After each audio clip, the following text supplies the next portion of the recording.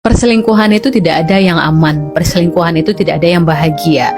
Karena perselingkuhan itu hanya menunggu waktu di mana Tuhan turun tangan untuk membuka aib di mana kamu sedang mengkhianati atau berselingkuh dari pasangan kamu.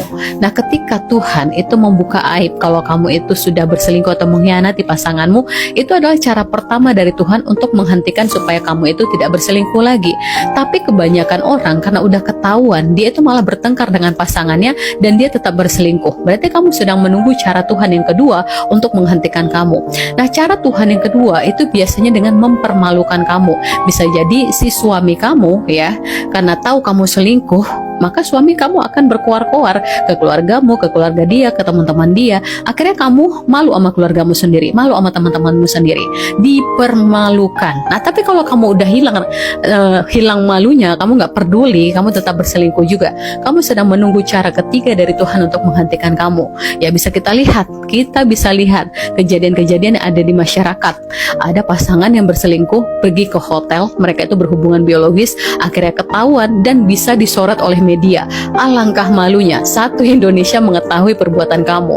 Atau bisa jadi ketika kamu pergi ke hotel tersebut dan suami kamu ngegap kamu sedang bersama dengan pria lain di dalam kamar tersebut, si suami ini menggunakan sajam dan akhirnya dia karena tidak bisa kontrol emosinya, kamu berdua bisa dibumbun oleh si suami kamu ini. Nah, itu adalah cara Tuhan supaya kamu benar-benar berhenti dari perselingkuhan tersebut. Ya, kamu bisa pilih cara Tuhan yang mana untuk menghentikan perselingkuhan kamu. Karena dalam berumah tangga itu kan ibadah ya. Tuhan itu tidak suka apabila ada cara-cara dalam beribadah itu yang keluar jalur.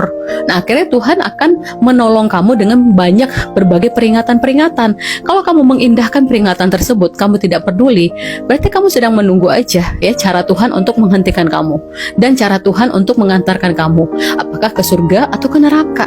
Jadi kalau sekarang ini ya di tahap pertama aja ya, Tuhan itu ngasih tahu kalau perselingkuhan itu tidak baik dengan cara ketahuan nih kamu sedang berselingkuh, udah stop.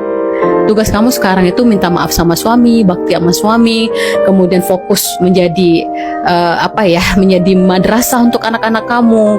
Udah, nanti Tuhan akan angkat derajat kamu. Jadi nggak ada yang namanya ketika seorang perempuan pernah berselingkuh, kemudian dia taubat, dia bakti pada suaminya, nilainya rendah. Tidak, Tuhan akan angkat derajatnya.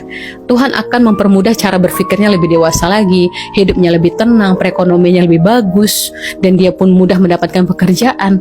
Karena Tuhan itu akan melihat nih orang tahan gak dengan ujian atau godaan seperti ini. Kalau dia bisa menyelamatkan diri dan keluarganya dan suaminya, diangkat derajatnya. Emang kamu gak mau begitu?